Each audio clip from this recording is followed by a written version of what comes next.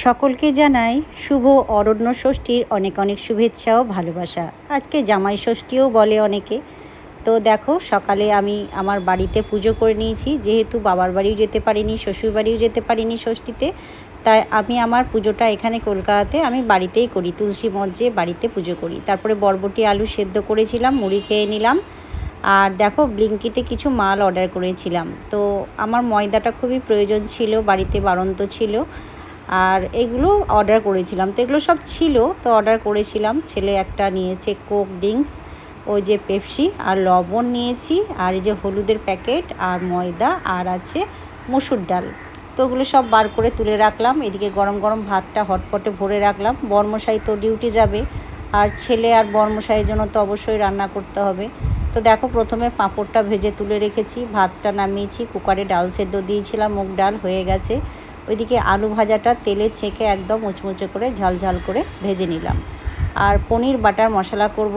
তো এখানে কাজু, পোস্ত, আদা, টমেটো, কাঁচা লঙ্কা সমস্ত পেস্ট করে নিয়েছি, মশলাটা পেস্ট করেছি। আর ওই দেখো, ওই যে পাউচ বাটারগুলো আনা করেছি দোকান থেকে, এই দিয়ে পনির বাটার মশলাটা করলাম।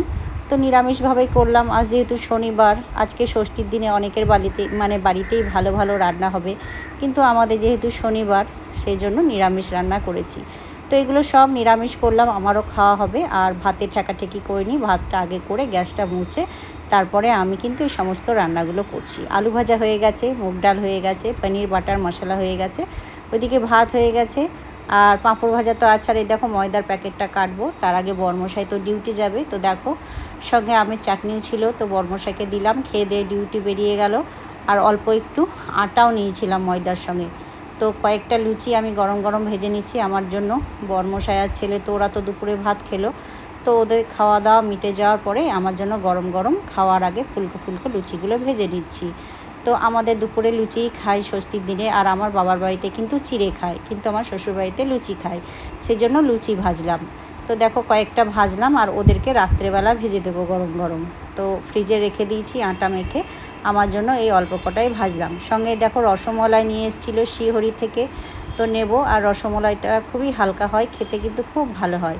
তো দেখো, থালি সাজিয়ে নিয়েছি, আলু ভাজা, মিষ্টি, আম, রসমলাই, পনির বাটার মশলা সমস্ত নিয়েছি। এবার আমি খাবো, ওদের খাওয়া তো চুকে গেছে, ডিউটি চলে গেছে বরমশাই অনেকক্ষণ আগেই, ছেলেও খেয়ে নিয়েছে। তো দেখো, প্রথমে আলু ভাজা দিয়ে খাচ্ছি। আলু ভাজা দিয়ে লুচি খেতে আমার কিন্তু খুব ভালো লাগে। তোমাদের কাদের ভালো লাগে কমেন্ট করে জানাবে। চলো টাটা বন্ধুরা, সবাই ভালো থেকো।